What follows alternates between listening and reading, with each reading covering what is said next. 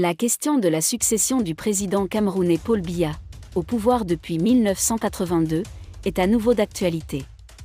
Le magazine panafricain Jeune Afrique a déjà évoqué le nom de Louis-Paul Motaz comme l'un des candidats les plus aptes à la présidence, surtout s'il décide de céder le commandement. Désolé de vous interrompre, ce rapport peut contenir des commentaires soumis au choix de l'auteur.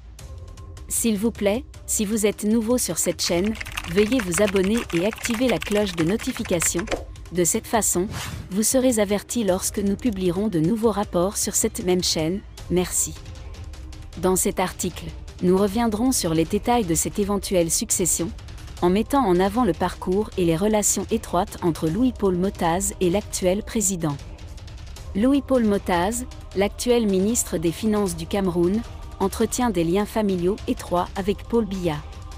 Sa mère, Marie Monangono, était la sœur de Jeanne-Irène Biya, la première épouse du président.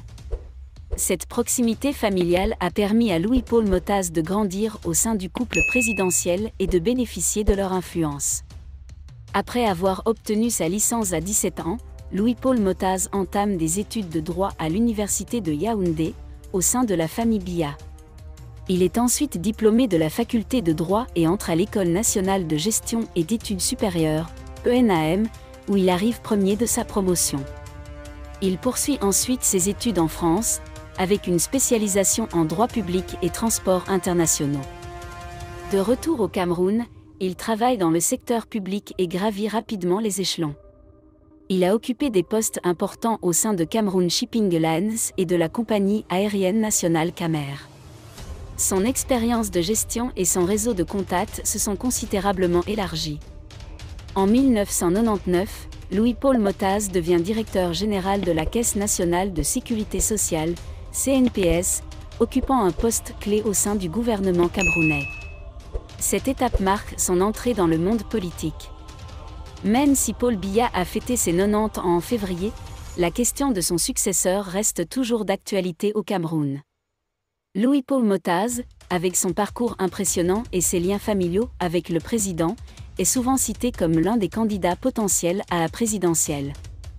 Alors que les consultations du RDPC se poursuivent, il devient de plus en plus clair que la succession de Paul Biya sera une question cruciale pour l'avenir politique du Cameroun.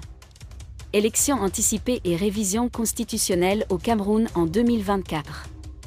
Le président du Cameroun réfléchit actuellement à la possibilité de reporter l'élection présidentielle initialement prévue en 2025.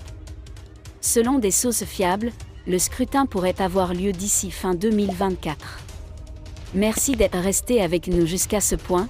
Comme toujours pour promouvoir la liberté d'expression, laissez vos opinions à ce reportage dans la section. Si vous avez aimé cette vidéo, merci de liker, partager, commenter et surtout vous abonner à la chaîne. Et on se retrouve très vite pour une prochaine.